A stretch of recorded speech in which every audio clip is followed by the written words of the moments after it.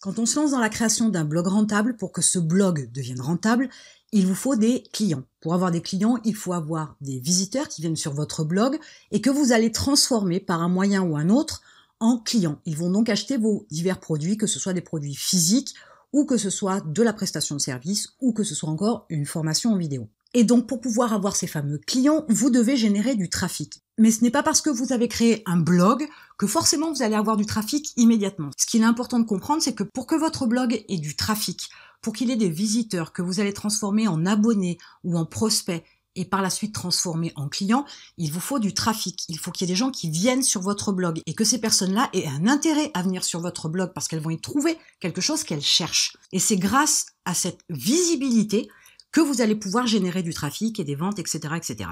Donc, il est important de comprendre que vous avez besoin de contenu, que vous avez besoin de promotionner ces contenus pour pouvoir avoir du trafic sur votre blog. Alors, la première des choses à faire, c'est créer du contenu. Les différents contenus que vous pouvez créer, ça va être des articles, des images, des graphiques, des infographies, ça va être de la vidéo, ça va être du podcast, ça peut être aussi de l'audiogramme, sous diverses formes. Ces différents contenus, donc texte, audio et vidéo, pour faire 3 catégories, sont les supports avec lesquels vous allez pouvoir faire la promotion de votre blog. Alors bien évidemment, lorsque vous avez créé votre blog, et dans cette idée toujours de le rentabiliser, vous allez devoir créer du contenu, et il faut créer ces contenus.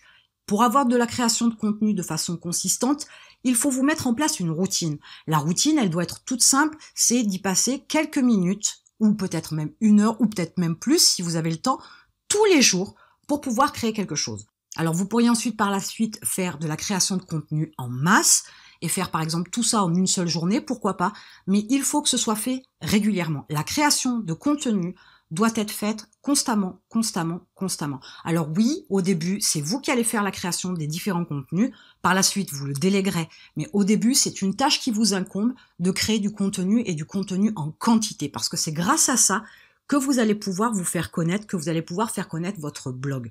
Donc pensez déjà à organiser votre temps pour pouvoir créer du contenu. Et je vous dis, ça peut être sous diverses formes. Ensuite, vous devez identifier les sites sur lesquels vous allez pouvoir déposer ces contenus. Vous avez par exemple les réseaux sociaux, il y en a une très grande quantité. Ça peut être les forums par exemple, des sites de médias. Il y a tout un tas de supports, mais il faut les identifier pour savoir sur quel type de support, sur quel type de site vous pouvez déposer ces contenus. Il y a des contenus qui ne vous permettront que de faire de l'écrit, d'autres ça va être que de l'image, d'autres encore ça va être que de la vidéo, comme pour YouTube par exemple, même si vous avez quand même une partie description qui vous permet de mettre pas mal de texte, mais ça c'est une autre histoire, c'est pour le référencement, c'est une autre approche. Mais vous devez identifier tous les sites sur lesquels vous pouvez déposer vos différents contenus.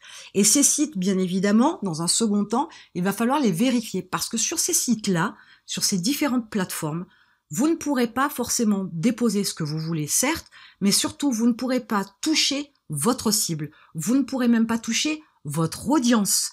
C'est-à-dire que, par exemple, il y a des sites qui ne sont lus ou qui ne sont visités que par des gens, par exemple, qui ont 14-18 ans. Si votre cible, c'est les 60 et plus, vous êtes complètement à côté de la plaque, vous ne toucherez pas votre cible. Et donc, par ricochet, votre audience n'est pas présente sur ce type de plateforme. Il faut donc absolument vérifier que votre cible, les gens que vous souhaitez toucher, soient présentes sur les plateformes que vous visez, sur lesquelles vous allez déposer vos contenus. Et c'est au fur et à mesure que vous allez évoluer, que vous allez avoir du trafic, que vous allez pouvoir effectivement définir avec précision votre audience et vérifier que cette audience-là, elle est bien sur les sites que vous avez visés. Elle est bien sur les sites sur lesquels vous déposez vos différents contenus. Si vous déposez des contenus sur une plateforme sur laquelle votre audience ne va jamais et que vous ne récupérez qu'une visite de temps en temps et que vous ne voyez pas d'évolution, à ce moment-là, c'est que votre cible et votre audience ne sont pas sur ces sites-là. Donc il faut les abandonner, ne pas perdre de temps. Il faut absolument se concentrer sur les plateformes, les sites sur lesquels se trouve votre cible et votre audience. Une fois que vous avez bien identifié les différentes plateformes sur lesquelles vous avez pu vérifier que votre cible et votre audience sont présentes, il va vous falloir donc déposer vos différents contenus. Et pour que vous puissiez davantage avoir de contenu, vous devriez décliner vos contenus. Par exemple, faire un contenu identique avec des dimensions différentes, avec un changement de couleur, avec un changement de texte, ou alors changer l'accroche qui va par exemple avec une image. Tout ça va vous permettre d'avoir beaucoup plus de contenu et de pouvoir déposer ces fameux contenus sur les plateformes sur lesquelles vous allez pouvoir toucher les personnes qui vous intéressent, sur lesquelles votre audience est bien présente et sur lesquelles votre audience interagit avec vos contenus. Si ça ne déclenche rien, il est inutile de persister dans une voie. Si ça n'accroche pas, il faut essayer de moduler, de vous adapter face à la demande de votre audience et de votre cible. Ça, c'est important. Enfin, il vous faut donc publier vos contenus sur les plateformes et il faut les faire de manière assez intelligente. Mais là aussi, ne suivez pas forcément les règles qu'on vous indique. On va vous dire que sur certaines plateformes, il faut publier le lundi et le mercredi entre 9h et 10h du matin. C'est valable pour une masse, c'est valable pour une certaine approche, c'est valable pour un certain business, c'est valable pour un certain produit, c'est valable pour un certain service, mais ce n'est pas forcément valable pour vous. Donc, dans la publication de vos contenus, dans les premiers temps, il va falloir faire des tests.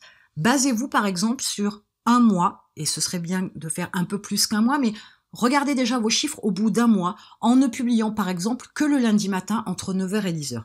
Voyez ce que ça donne pour vous donner une tendance de base. Ensuite, vous allez ajouter un jour de plus, le mercredi, toujours entre 9 et 10. Et vous allez pouvoir faire un comparatif. Et au fur et à mesure, comme ça, vous allez avancer pour pouvoir améliorer, peaufiner les moments où vous devez déposer sur ces plateformes-là. Déjà, vous allez pouvoir déterminer l'heure comme ça. Et vous allez faire exactement le même type de test avec différentes dimensions, différentes couleurs, différents textes, différentes accroches, différents supports pour pouvoir savoir quel est le support, la couleur, l'accroche, l'approche que vous devez avoir sur tel type de plateforme pour toucher votre cible, votre audience. Il y a des plateformes sur lesquelles votre cible sera sensible à des images, et des images avec tel type de couleur ou tel type d'émotion par exemple. Il y a des plateformes, comme vous le savez par exemple YouTube c'est de la vidéo, mais peut-être que vous allez utiliser un format qui va plaire à une audience de 25-35, et qu'en changeant l'approche au niveau de vos vidéos, vous allez peut-être toucher les 45-55, pourquoi pas. Si c'est votre cible, il doit y avoir une démarche aussi de modification, d'amélioration de votre approche pour pouvoir matcher avec ce que veut votre cible et ce qu'apprécie votre audience. Partant de cela, c'est les bases pour pouvoir évoluer et avoir davantage de trafic sur votre blog. Pour autant, une fois de plus, ne suivez pas forcément à la lettre ce que vous lisez en général.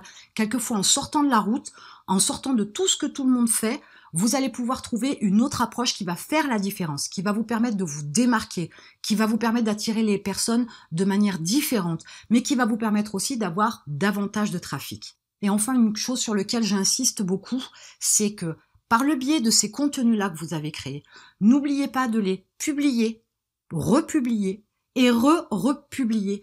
Ne vous arrêtez pas à publier un contenu une seule fois.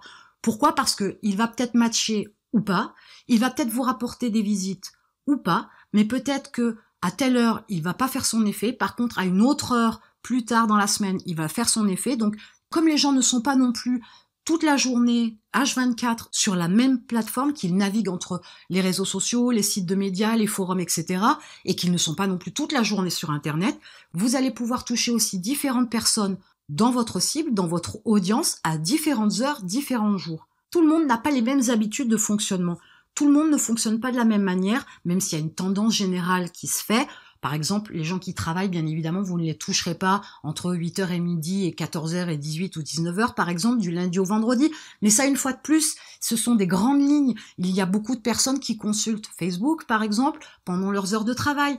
Il y a beaucoup de personnes aussi qui consultent leurs emails plusieurs fois par jour et qui donc vont sur des sites qui leur ont envoyé un email avec une alerte particulière, etc., etc. Donc, ne vous fiez pas forcément aux grandes tendances qu'on vous indique. Essayez de trouver votre propre voie, votre propre approche, mais surtout, faites constamment la promotion de vos différents contenus. Et c'est en cela que, mathématiquement, vous allez pouvoir générer du trafic.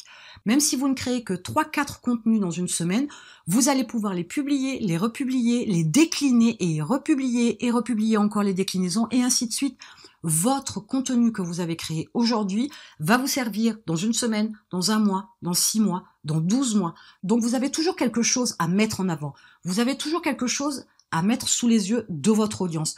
Ne croyez pas que le post que vous avez publié il y a 1 an en arrière, donc cette image bien précise, avec cette accroche-là bien précise, sur Facebook par exemple, ne croyez pas que votre audience 1 an plus tard s'en souvient, à moins qu'elle ait été choquante, qu'elle ait été perturbante, mais la majorité, pour pas dire 100% de votre audience, ne s'en souviendra pas. Déjà, il y a les petits nouveaux qui sont arrivés après le post d'il y a 1 an, mais même ceux qui l'ont vu ne s'en souviendront pas.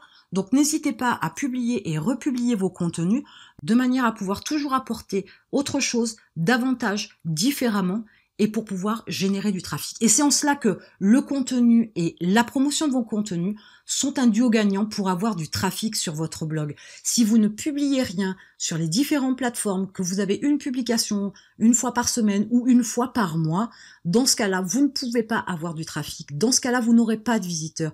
Dans ce cas-là, vous allez avoir un blog, certes, mais en aucune manière il ne sera rentable puisqu'il n'y aura pas de visite sur ce site et pas moyen de transformer donc ces visiteurs en prospects et ensuite en clients puisqu'il n'y a personne qui vient vous voir.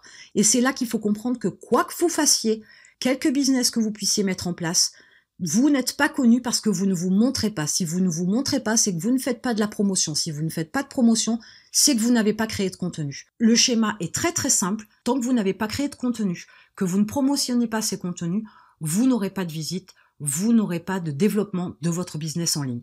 Et en attendant, je vous retrouve de l'autre côté.